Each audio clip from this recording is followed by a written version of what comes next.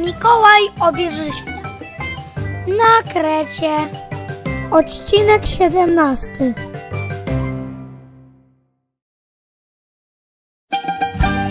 W poprzednim odcinku opowiadałem wam o Krecie. Widziałem tam tyle ciekawych miejsc, że muszę dokończyć opowiadanie w tym odcinku. Wracamy zatem na Kretę. Tym razem złapaliście mnie, kiedy jem lody w drodze na płaskowyż Lasity.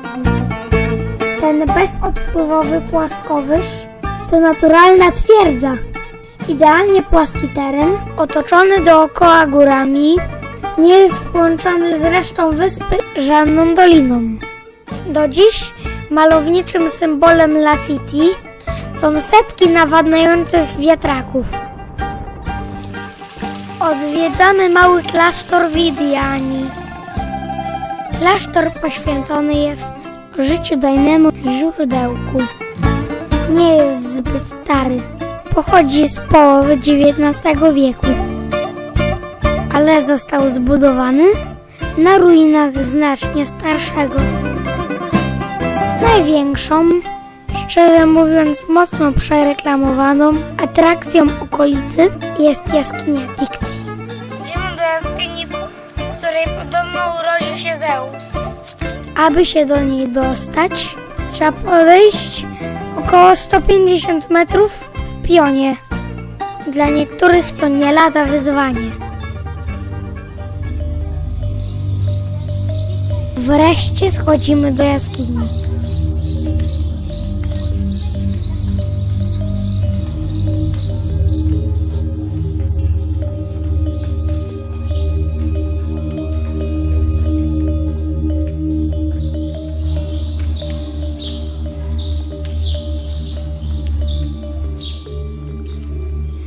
Szata naciekowa jest bardzo imponująca, choć sucha i martwa.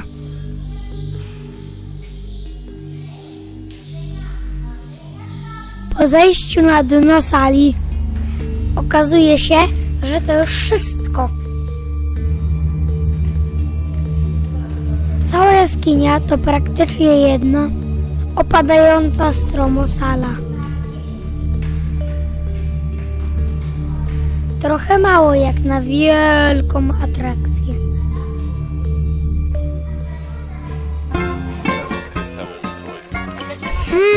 Jakiś osioł. W sumie to nie jechałem jeszcze na osi. Kiedyś musi być ten pierwszy raz. A we dwójkę zawsze taniej. Osiołku! Gdyby nie był takim osłem, pewnie by jechał na mnie, a nie ja na nim.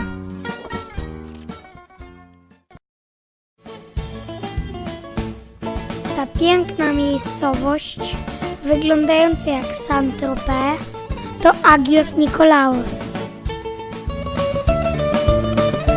Niewielkie połączone z morzem jezioro tworzy urokliwy mały port. Okoliczne uliczki to prawdziwy raj dla zbieraczy tandecy z podróży. Decydujemy się na półpodmorski rejs. Mieliśmy jechać do kolejnego akwaparku, ale rozwaliłem sobie kolano i piecza.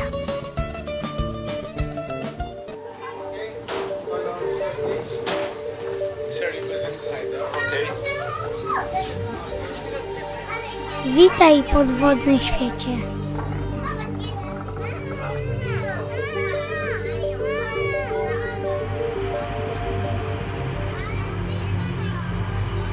Płyniemy w kierunku pobliskiej wyspy. Ryby tu już na nas czekają.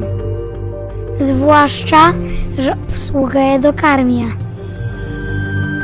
Pojawia się główna atrakcja. Wspaniałe żółwie morskie.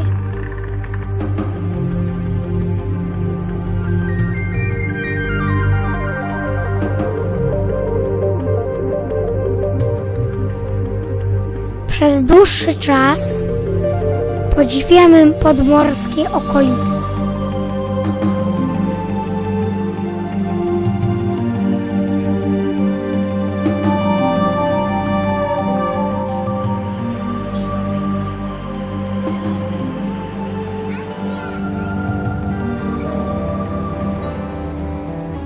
Resztę wycieczki spędzamy na pokładzie.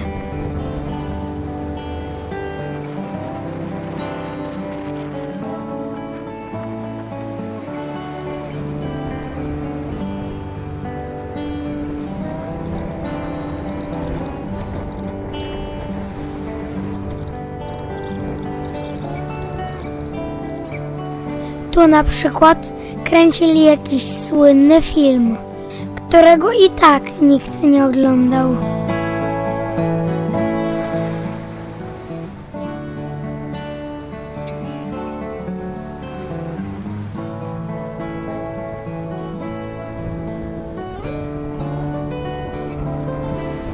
W końcu dobijamy z powrotem do brzegu.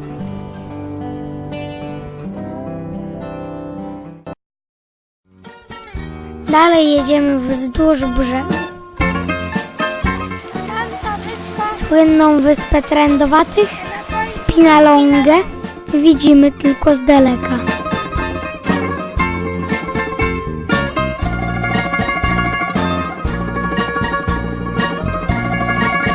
Nasz szlak prowadzi dalej przez góry, do innej atrakcji. To małe zoo o nazwie Amazonas. Mają tu motyle, Nie wśpieszcie się, by się przestraszyć. pawie, ale główną atrakcją jest karmienie małp. Jest już późno i małpiszony się tak nażarły, że już wcale nie chcą jeść. Powiem krótko. Atrakcja średnia, ale za to bardzo droga.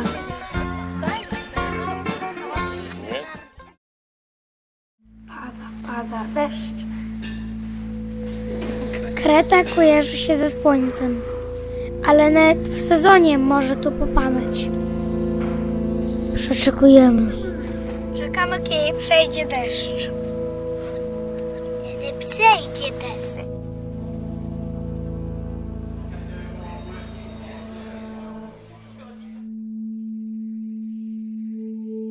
Znowu wybraliśmy się do jaskini.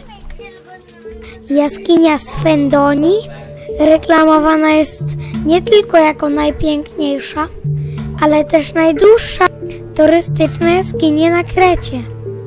Trudno znaleźć jej dokładną długość, ale ma najwyżej kilkaset metrów. Gorgotas i jaskinia Lwa, leżące na Krecie, mają głębokość 1200 i 1100 metrów. To światowa czołówka. A tu jakieś maleństwo. Pewne wątpliwości budzi też cukierkowo-kolorowe uświetlenie. A tymczasem na powierzchni znowu leje.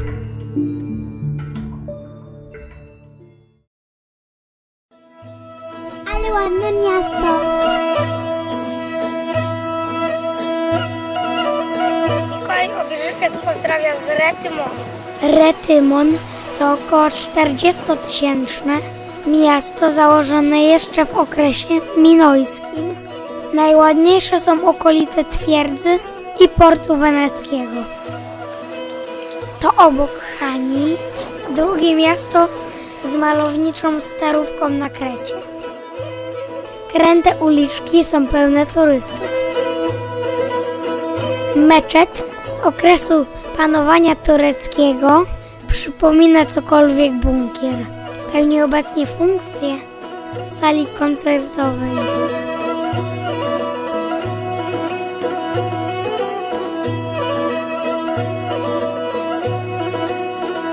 I kolejna niespodzianka. Znów pada. Wizytę w Retymonie kończymy w niepozornej, ale naprawdę dobrej chińskiej knajpce.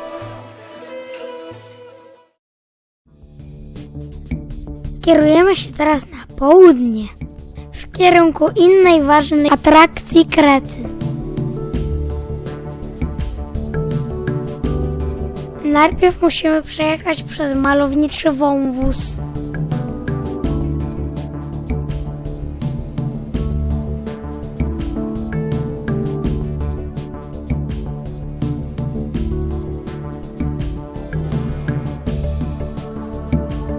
Jest dość krótki, ale widoki zapierają dech w piersiach.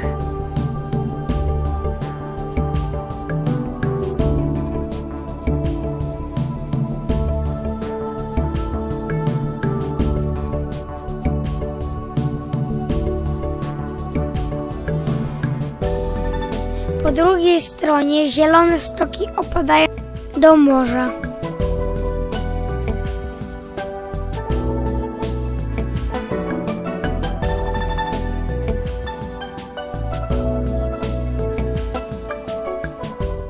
Ta atrakcja to położona u ujścia innego kanionu plaża.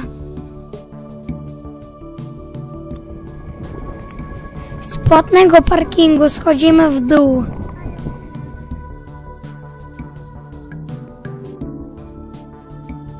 Widoki są piękne.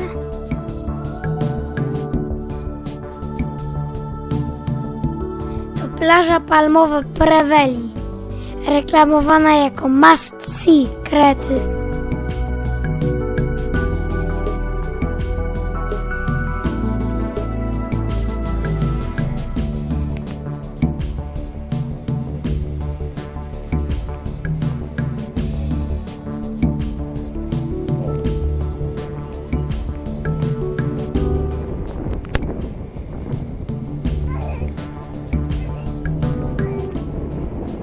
Na miejscu okazuje się, że plaża jest do bani. Same miejsce może by było i fajne, ale za czasów hipisów, 50 lat temu, kiedy trafiali to tylko nieliczni.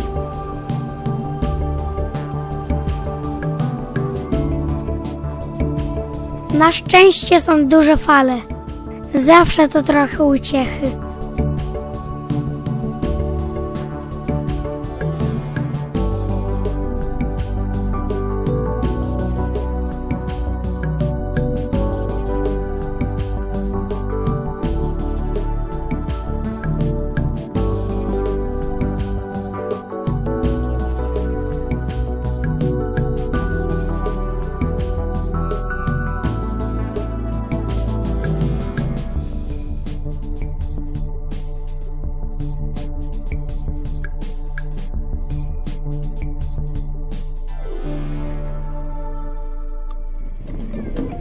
To, co ma decydować o wyjątkowości tej plaży, to ujście zaglenionej rzeczki, obrośnięte niczym w Afryce palmami.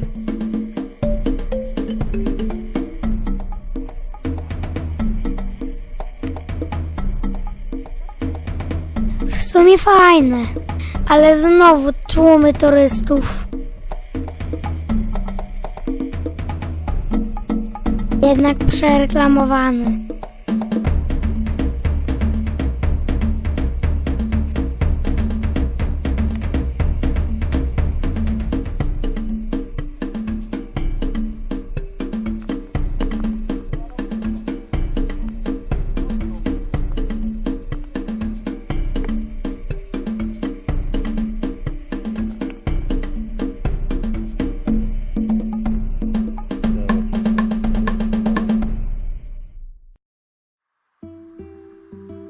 Zwiedzamy jeszcze słynny z bojów partyzanckich z hitlerowcami klasztor Preveli.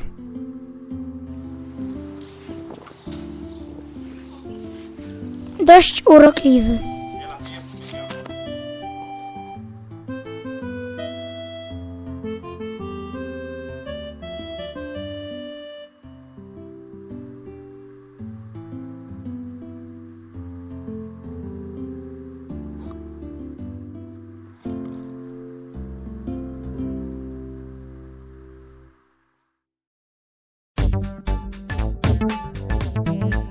W międzyczasie składamy wizytę w niewielkim Muzeum Historii Naturalnej w Iraklionie.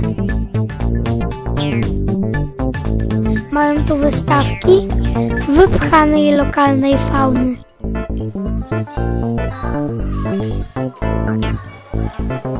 Trochę żywych okazów.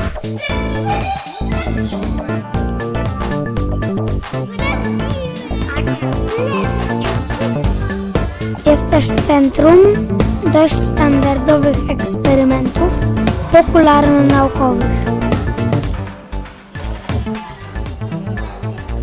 Wyróżnia się jedynie duży symulator trzęsienia ziemi. No i jest jeszcze wystawa animowanych kukieł dinozaurów.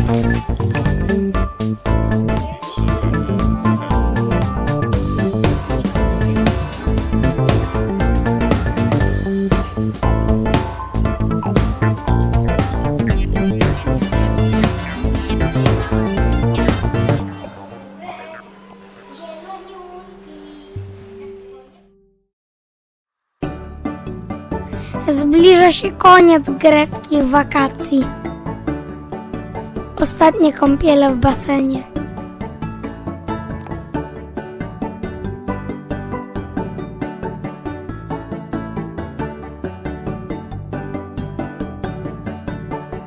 A jeszcze słówko o greckiej kuchni. To, co mogę polecić najbardziej, to smaczny i tani gyros pita. W Grecji podawany z frytkami. Pycha.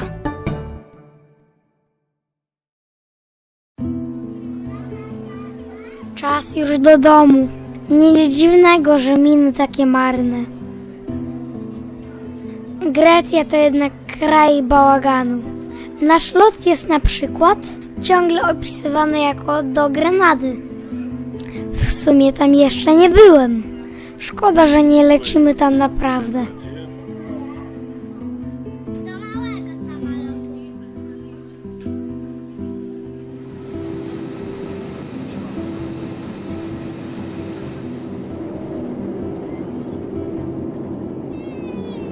Już jesteśmy w powietrzu.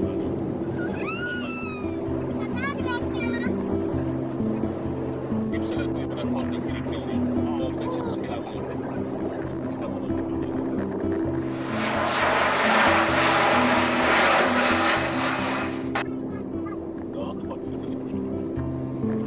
Żegnajcie greckie wyspy.